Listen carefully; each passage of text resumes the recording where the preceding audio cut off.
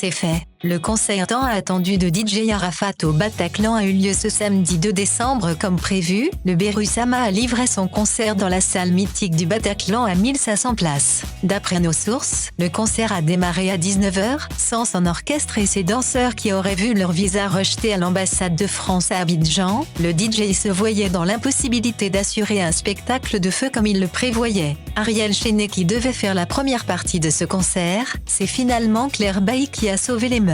La première dame du coupé décalé qui avait décidé de reporter son voyage sur Abidjan pour soutenir DJ Arafat à ce spectacle, a été cooptée pour jouer la première partie. Habitué à aller tard dans les salles de spectacle pour suivre les concerts, le public traîne les pas. Le Bataclan qui a subi une attaque terroriste il y a 2 ans, ne badine pas sur l'heure. Il fallait libérer l'espace au plus tard à 22h. DJ Arafat est obligé à quelques heures de ce spectacle de rappeler à l'ordre le public pour lui communiquer de nouveau les différentes tranches horaires. Non sans manquer d'insister que le Bataclan ne laissera pas une seule minute de plus pour ce spectacle. Malheureusement, même si certains ont vite perçu le message en respectant l'horaire imposé par le Bataclan, d'autres plus nombreux traîneront les pas. Ceux-ci à leur arrivée aux environs de 20h seront surpris de voir déjà l'artiste sur scène.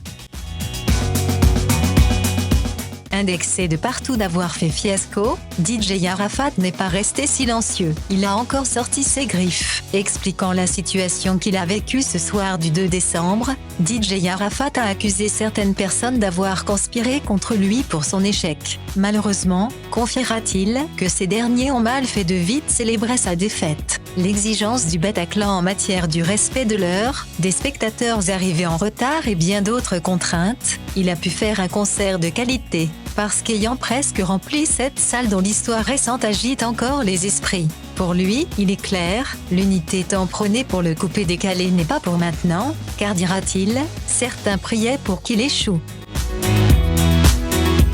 Vu la propagande de ce concert, les internautes ne sont pas restés en marge en donnant leurs avis. Pour certains, DJ Arafat aurait pu faire fort s'il n'était pas victime de son narcissisme, son ego surdimensionné. Ayant pris l'habitude de se moquer de ses confrères lorsqu'ils n'arrivaient pas à faire le plein d'une salle de spectacle, c'est ce qu'on appelle le karma. Par contre, d'autres soutiennent que ce concert est une réussite. Voir DJ Arafat faire un concert au Bataclan, cela n'est pas donné à tout le monde même si l'artiste n'a pas pu réunir autant de monde comme il le souhaitait. Compte tenu de tous ces avis des internautes, il serait temps que le Berusama fasse profil bas et se concentre sur ses derniers spectacles à faire.